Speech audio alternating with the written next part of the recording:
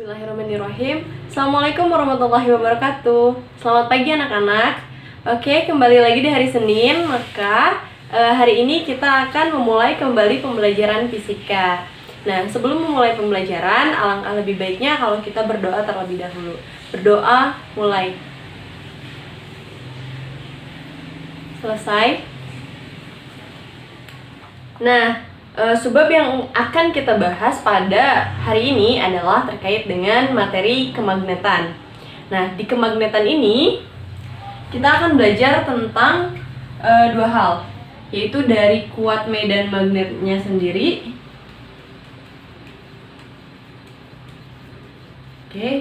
Maupun kita akan membahas terkait induksi magnetik.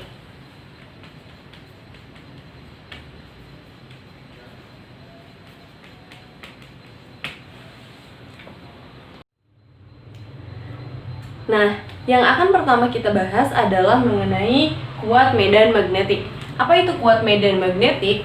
Kuat medan magnetik itu bisa kita definisikan sebagai jumlah garis gaya per satuan penampang melintang atau flux magnet. Nah, maksudnya di sini apa? Berarti kita harus garis bawah ini ya, jumlah garis gaya. Nah, garis gayanya ini yang seperti apa? Garis gaya pada medan magnetik itu hampir sama dengan garis-garis gaya listrik. Nah, ini adalah garis-garis gaya medan magnet. Nah, contohnya seperti ini. Misalnya ada magnet. Magnet itu kan selalu berpasangan ya, kutub utara dan selatan. Nah, ketika ada magnet utara dan selatan, maka garis-garis medan magnetnya itu atau kuat medan magnetiknya itu akan selalu mengarah dari utara menuju ke selatan gitu. Pokoknya intinya garis-garis dari medan magnet itu selalu bermula dari utara, muncul dari utara dan masuk ke selatan. Nah, itu akan selalu seperti itu gitu. Jadi tidak bisa diganggu gugat. Dan juga garis-garis ini biasa juga dinamakan dengan garis hayal. Nah, garis-garis ini tidak akan mengalami perpotongan atau nggak akan tabrakan gitu ya, yang ini sama yang ini tuh nggak bakalan dempet-dempetan atau gimana, tapi dia itu akan seperti ini, membentuk pola gitu. Ini kan dua, nah terus gitu. Ini akan sama, keluar dari utara masuk ke selatan. Nah, kemudian juga kita dapat mengartikan kuat medan magnetiknya ini dari seberapa rapat atau seberapa renggang garis-garis gaya magnetiknya. Kalau seandainya garis-garisnya ini renggang, maka kuat medan magnetiknya ini akan semakin lemah. Maksudnya kalau dari sini rapat, nah makin lama ini akan semakin menjauh gitu. Nah, ini yang jauh ini maka dikatakan renggang, maka kuat medan magnetiknya lemah. Tapi kalau misalnya yang rapat di sini, maka dia kuat medan magnetiknya itu akan semakin kuat gitu ketika rapat gitu. Oke, bisa dipahami? Nah, pembahasan selanjutnya yaitu tentang induksi magnetik. Di sini, induksi magnetik dapat didefinisikan sebagai medan magnetik yang muncul karena adanya aliran arus listrik dalam suatu penghantar. Nah, jadi medan magnet ini bisa muncul karena adanya arus listrik. Nah, ini sesuai dengan percobaan yang dilakukan oleh Hans Christian Ørsted, di mana Hans Christian Ørsted ini dia melakukan suatu percobaan yang sebenarnya tidak disengaja. Ketika ada arus kawat berarus listrik, kemudian dia menyimpan suatu jarum kompas di sekitar kawat berarus listrik. Ternyata jarum kompasnya itu berbelok gitu, berbelok arah, yang harusnya ke utara dia agak sedikit berbelok gitu. Nah, artinya di situ Hans Christian Ørsted mengemukakan bahwa di sekitar penghantar listrik yang dialiri arus listrik itu terdapat medan magnetik katanya. Jadi ketika ada kawat berarus listrik, maka itu akan mempengaruhi medan magnetnya gitu. Jadi ada medan magnet yang bekerja ketika ada suatu kawat penghantar listrik yang dialiri arus listrik. Nah, selain Hans Christian Ørsted yang melakukan percobaan terkait induksi magnetik sendiri, itu ada dua orang lagi, yaitu James Baptist Biot dan Felix Sapard. Nah, karena hasil penelitian dari keduanya ini saling melengkapi, akhirnya muncullah hukum Biot-Sapard yang diambil dari apa yang dikemukakan oleh James Baptist Biot ini dan Felix Sapard. Nah, di mana hukum Biot-Sapard ini berbunyi bahwa induksi magnetik itu akan sebanding dengan panjang elemen kawat berarus, kemudian sebanding dengan arus kuat arus listriknya, dan sebanding dengan sinusnya atau besar sudutnya. Nah, kemudian berbanding terbalik dengan jarak dari titik P menuju kawat itu sendiri gitu. Nah, berbanding dengan jaraknya. Nah, hukum Biot-Sapard ini kalau secara matematis kan ditulis dB sama dengan K kali I dl sin theta per R kuadrat, dimana dB ini adalah induksi magnetik di titik P. Nah, ini tuh D karena dia diferensial gitu, jadi gimana ya, rentang gitu. Jadi pokoknya intinya induksi magnetik itu dilambangkan dengan B aja. Induksi magnetik di titik P yang satuannya adalah Wb per meter kuadrat atau Tesla. Nah, biasanya kita sebut Tesla biar gampang. Nah, kemudian I itu adalah kuat arus listrik, satuannya adalah ampere. Kemudian dl adalah panjang elemen kawat berarus. Maksudnya kalau di rumus-rumus yang lain bisa ditulis L atau DL. Kalau DL itu berarti jaraknya kecil gitu. Nah, kalau L itu berarti udah panjang aja gitu. Panjang elemen kawat berarus. Nah, satuannya adalah meter. Kemudian theta ini adalah sinus sudut yang diapit arah arus dan jaraknya katanya gitu. Jadi ini adalah theta itu untuk sudut. Kemudian K itu adalah tetapan. Nah, di mana tetapannya ini adalah nilainya mu 0 per 4pi. Di mana mu 0-nya itu nilainya adalah 4pi kali 10 pangkat min 7 Weber per A kali M, ampere meter. Kemudian R adalah jarak dari titik P ke kawat. Maksudnya jarak dari besar magnetik yang akan dihitungnya gitu. Paham ya? Nah, selanjutnya untuk induksi magnetik juga akibat dari adanya hukum Biot-Sapard tersebut. Nah, induksi magnetik itu dapat kita hitung dari berbagai peristiwa gitu, dari berbagai situasi. Contohnya, salah satunya itu ada induksi magnetik di suatu titik. Nah, kalau kita mau menghitung induksi magnetik atau medan magnet di suatu titik, kita pakai rumusnya yang ini. B sama dengan mu 0 I per 2 VR. Nah, induksi magnetik di suatu titik ini terjadi akibat adanya arus listrik sebagai resultan medan-medan magnet yang timbul oleh semua muatan bergerak.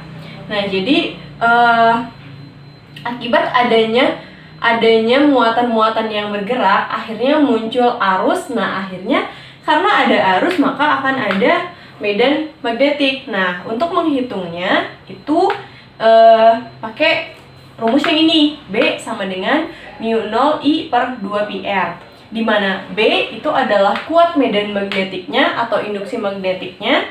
Nah, kalau I itu kuat arus listrik dalam ampere. Kemudian R ini jarak titik dari penghantar.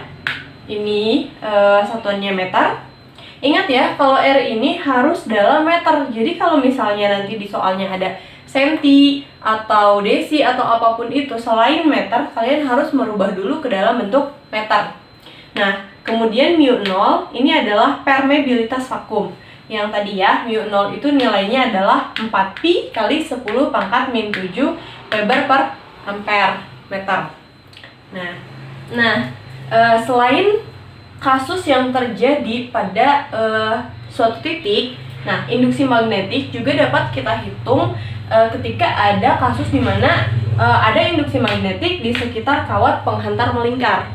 Maksudnya gimana, Bu? Maksudnya itu, jadi ketika kita punya kawat yang melingkar-lingkar gitu, mana ya, ada lilitan gitu. Nah, kayak gini kan dia melingkar gitu kan. Nah, di sekitar area kawatnya ini, di area di dalam sini yang ada lingkarnya itu, nah itu tuh ada medan magnetik. Nah, besar medan magnetiknya dapat kita hitung dengan persamaan ini. B sama dengan mu0 I N per 2R. Nah, bedanya sama yang tadi apa, Bu? Kalau yang tadi kan cuma di satu titik aja ya, jadi nggak ada kawat melingkarnya, maka nggak ada nilai N-nya. Nah, kalau yang ini ada nilai N-nya. N itu apa? N adalah jumlah lilitan dari kawat melingkarnya itu sendiri. Kemudian, kalau yang tadi itu 2V, kalau yang ini cuma 2R gitu. Sisanya sama, dimana B-nya ini adalah kuat medan magnet, satuannya adalah Weber per meter kuadrat atau sama dengan Tesla. Nah, I-nya ini adalah kuat arus listrik dalam satuan ampere, R-nya adalah jarak titik dari penghantar, itu satuannya adalah meter. Kemudian mu0-nya adalah permeabilitas vakum, nilainya adalah 4pi kali 10 pangkat min 7 Weber per ampere meter. Kemudian N-nya adalah jumlah lilitan. Oke, paham ya sampai situ? Berapa kali ya? Selanjutnya, induksi magnetik ini bisa kita cari juga di suatu kasus di mana ada induksi magnetik di sekitar kawat penghantar lurus. Nah, untuk kawat penghantar lurus, misalnya gini, jadi ada kawat nih, kawat lurus. Nah, kemudian di sekitar kawatnya ini akan timbul medan magnetik. Nah, besar medan magnetiknya ini, misalnya Ibu contohin di titik P ya. Nah, besar medan magnetik di titik P ini berapa? Itu dapat kita hitung atau dapat kita cari pakai rumus yang ini. B sama dengan mu0I per 2VR. Nah, ini sebenarnya sama aja kayak yang di suatu titik. Nah, itu contoh sama kayak itu rumusnya gitu kan. Dimana B-nya kalian udah hafal pasti. B-nya adalah kuat medan magnetik, kemudian I-nya kuat arus listrik, R-nya adalah jarak, mu0-nya adalah permeabilitas vakum yang nilainya adalah 4pi kali 10 pangkat min 7. Ini dihafal ya, karena nanti di soalnya itu kadang ada dikasih, kadang enggak. Kalaupun enggak dikasih, berarti untuk menghitung ini rumusnya kan ini, maka mu0-nya kalian udah pasti pakai ini gitu. Pakai yang 4pi kali 10 pangkat min 7 Weber per ampere meter. Nah, kemudian juga untuk kasus induksi magnetik di sekitar kawat penghantar lurus ini, untuk arahnya ini bisa kita cari atau bisa kita bisa kita temui lewat kaidah tangan kanan. Nah, misalnya gini, ini ada arus listrik nih, ada kawat lurus, terus dialiri arus listrik. Misal dikasih, kalau dialiri arus berarti kan dikasih colokan gitu atau apa gitu ya, dialiri arus. Nah, misal arah arusnya ini ke atas nih, kayak gini, ke atas. Nah, terus besar magnetnya ini yang mau kita cari di titik ini, berarti kan di sebelah sini. Nah, maka arahnya ini kita bisa asumsikan arah arus ini dengan arah jempol yang ke atas.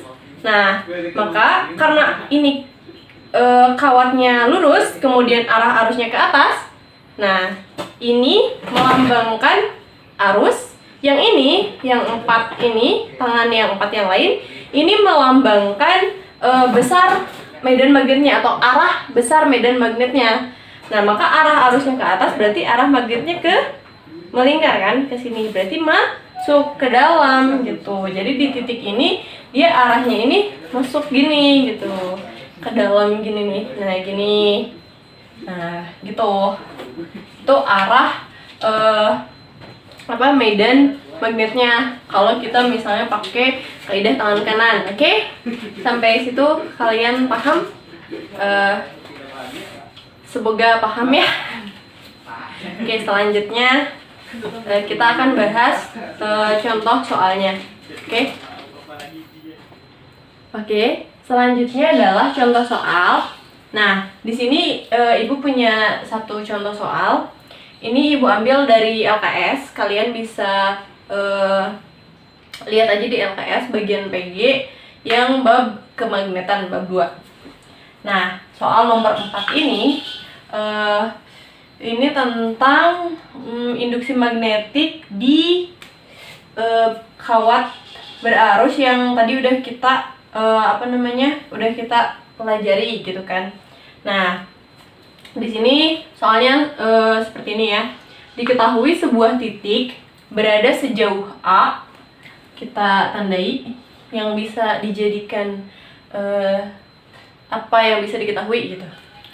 Dari kawat panjang berarus listrik I, nah berarus listrik I dengan induksi magnetik B. Oke. Besar induksi magnetik, berarti yang ditanyakan adalah besar induksi magnetik di suatu titik berjarak 2A dari kawat tersebut adalah katanya. Nah, kalau misalnya kalian menemukan soal seperti ini, maka ini itu dia punya dua kejadian gitu. Dia bukan hanya punya satu situasi aja, tapi dia punya dua situasi. Misalnya gini ya. Keadaan yang pertama, keadaan 1 ini yang atas, dimana di sini ada titik berada sejauh A, berarti R. Karena keadaan 1 kita tulis R1 misalnya. R1 itu adalah A. Kemudian kawat panjang berarus listrik I. Arus listrik itu lambangnya adalah I kan. Maka kita lambangkan I1. I1-nya adalah I. Kemudian dengan induksi magnetik B. Induksi magnetiknya kita tulis B1 karena untuk keadaan 1 ini B. Nah, untuk keadaan 2, keadaan yang kedua ini adalah besar induksi magnetik yang ditanyakan. Maka ini adalah B2 yang ditanyakan. Yang diketahuinya apa? Yang diketahuinya adalah jaraknya 2A. Maka R2-nya ini berubah jadi 2A. I-nya karena masih satu kawat kan, dari kawat tersebut, berarti kawatnya masih sama. Nah, cuma jaraknya aja yang diubah. Nah, ini maka I2-nya itu sama I juga, masih sama. Yang berbeda adalah jaraknya. Misalnya gini ya. Jadi ini tuh ilustrasi soalnya, ada kawat nih berarus listrik. Dia itu di titik ini yang jaraknya ini adalah A, dia punya medan magnet sebesar B katanya, arusnya I. Nah, kemudian keadaan yang kedua ini, kalau titiknya dijauhin lagi jadi 2 kalinya, jadi di sini misalnya. Nah, maka yang ini tuh jadi 2A. Nah, B-nya ini berapa? Gitu. Ini yang ditanyakan dari soalnya itu seperti ini ya ilustrasinya. Oke, paham? Kalau gitu kita lanjut ke jawabannya. Oke. Nah, karena ada 2 keadaan seperti ini, maka kan yang ditanya ini B2. Kita bisa mencari besarnya itu dengan cara membandingkan keadaan 1 dengan keadaan 2. Misalnya gini. Jadi, kita bisa tulis B1 per B2 sama dengan rumusnya apa untuk kawat searus itu. Nah, untuk kawat searus itu kan rumusnya mu 0 I per 2VR. Ini. Nah, karena ini sama-sama kawat berarus listrik, kawat lurus berarus listrik, maka rumusnya sama ya, yang atas sama yang bawah. Berarti ini mu 0 I per 2VR. Nah, R-nya kita masukin. Mu 0-nya tetap mu 0. Nah, B1-nya, karena di sini B1-nya B, maka kita tulis B1-nya jadi B. B2-nya tetap karena dia dicari. Kemudian mu 0, mu 0-nya dia tetap mu 0, I-nya I1 I. Berarti tetap I1 I. Kemudian 2VR.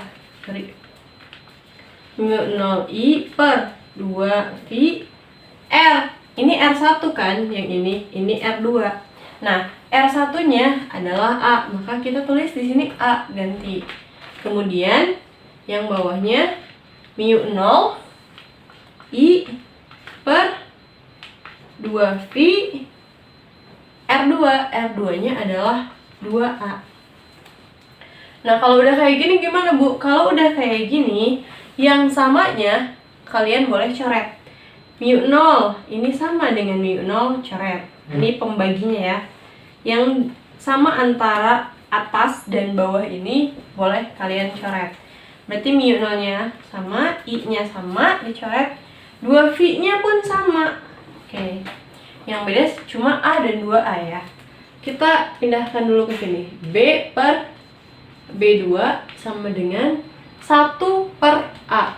1 per A per 1 per 2A. 1 per 2A. Nah,